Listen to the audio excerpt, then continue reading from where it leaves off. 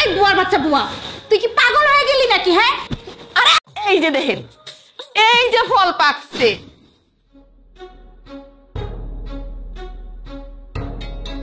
আমরা দুজন প্ল্যান করে কিন্তু ওদের দুই ভাইকে বিয়ে করছি। আমি তো অনেকবার চেষ্টা করছি, তুই পারতি না একটা বাচ্চা নিতে?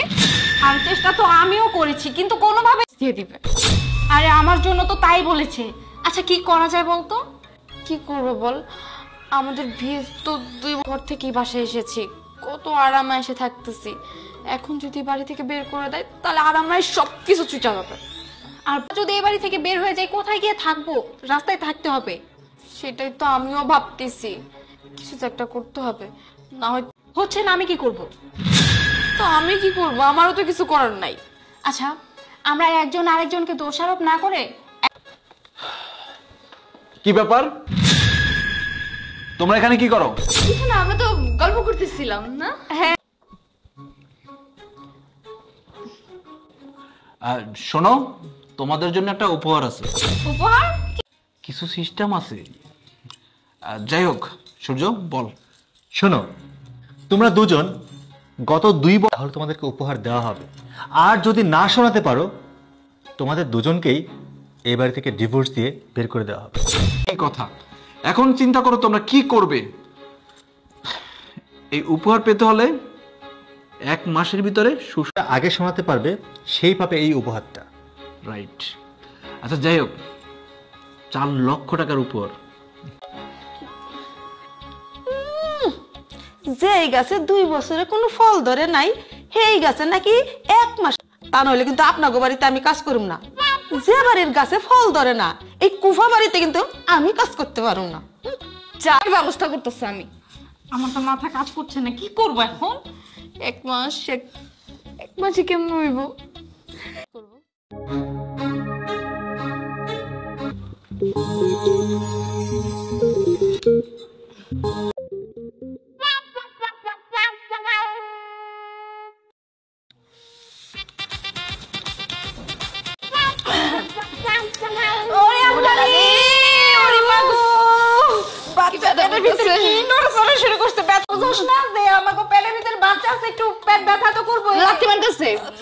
লাথি মারতাছে। 1 মাসের পেটের বাচ্চাই বুয়া বাচ্চা বুয়া, তুই না সবসময় বেশি কথা কস।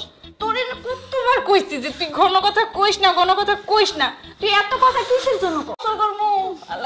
আর তুই কইছিলি না যে 2 বছর ধরেই তো গাছে ফল ধরে না? আমি তো গাছে ঠিকই ফল ধরছে, খালি ফলটা পেট আমার গল গলাইতেছে। পেট মন হইতেছে 2-4 দিনের ভিতরে বাচ্চা হয়ে যাব।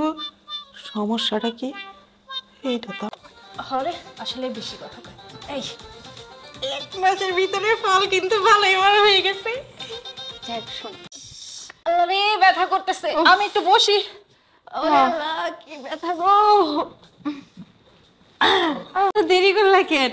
আরে বলো না, কাজ ছিল, দুজনে একসাথে বসে বসে কথা বলতেছিলাম মনে হয়। আচার খাইলাম। খুব মজা। খাও খাও খাও খাও। এই তো আচ্ছা তোমাদের না আমাদের একটা গিফট। একদম ভালো আছে, খুব ভালো আছে। মাশাআল্লাহ মাশাআল্লাহ। এই বলো না গিফটটা কবে দিবা? আরে দিব তো, এই তারপর দুইজনে একসাথে গিফট দিব। কত ভালো তুমি। নাড়াচাড়া করে ও লাত বুঝতে পারতেছি না। যাই হোক, ভাইজান কি কও? বাবাজিরা, আপনার আইছেন, এই জন্যই তো কথাটাকে শুনি। আচ্ছা ঠিক আছে, বলেন। এই জীবনে 9টা বাচ্চার মা হইছি, কম করে হইলো তো 15-20 বছর গেছে। আমার তো বুঝাইতেছে না বাজা। এই বুয়ার বাচ্চা বুয়া, তুই সব সময় বেশি কথা বলিস, এই কারণে না আমি তোকে দেখতে পারি না। আরে আমাদের হাজবেন্ড বাবারই তো এই বুড়িটা না আসলেই বেশি কথা বলে, এই জন্যই বলে বাদ দিয়ে দাও।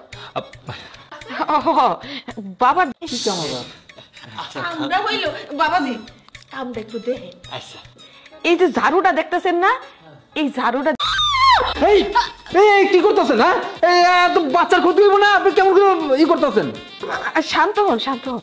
নাকি হ্যাঁ, এই ঝাড়ু দিয়ে যদি আমার পেটের মধ্যে গোতা দেস তাহলে তো আমার বাচ্চাটাই নষ্ট হয়ে যাবে। হ্যাঁ তাই তো।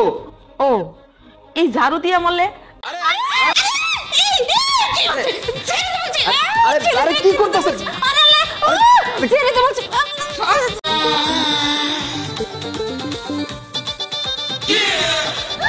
ছাড়েন আপনি। পাকছে কি সুন্দর করিয়া কান্না করতেছে। কান্দে না শোনা, কান্দে না, আব্বা ডাকো, আম্মা ডাকো। বের হয়ে যাবা, তোমাদের সাথে আর কথা নাই, আর কোনো কথাই বলতে চাই না, এক্ষুনি বেরো। বাবাজি আপনারা একটা কথা কইতে চাই, তাই দিয়েন না। ইচ্ছা করলে কিন্তু ওনারা মা হইতে পারে, কিন্তু মা হইতে চায় না। কেন চায় না জানেন? আমি ওনারা মা হইতে চাইতেছে না। এটা আমরাও বুঝতে পারছি, কিন্তু বুঝলে কি হবে? তার জন্যই তো আমরা স্বর্ণের হারাই না দিলাম যে এক একজনের চাই এই বাড়ি থেকে বের হয়ে যাক। আরে আসল কথা হচ্ছে গিয়া ওকে ফিগার নষ্ট হয়ে যাইব, ঠিক আছে? এই জন্যই ওরা বাচ্চা কাচ্চা নেয়। হাত জোর যেহেতু করছে মাফ করলাম, কিন্তু একটা শর্ত আছে। গত 2 বছর বাচ্চা দিতে পারো নাই, কিছু কই নাই। তুমিও আমাকে মাফ করে দাও, আসলে আমি বুঝতে পারিনি যে এত বড় দুর্ঘটনা হয়ে যাবে। আচ্ছা যাই হোক, আমরা কিন্তু সত্যি বলছি এখন। এবার আর একটা চান্স দিয়েই দেখি, এটাই লাস্ট। এই কি বুঝলি? যেই মহিলারে এই বাড়ি থেকে বাইরে করার জন্য বারবার আমারে কুচাইতি। আম্মারা আপনারা কিছু মনে করেন না, হ্যাঁ? আমি যাই কাজ করে, রান্না করে অনেক কাজ করে রয়েছি। ভাই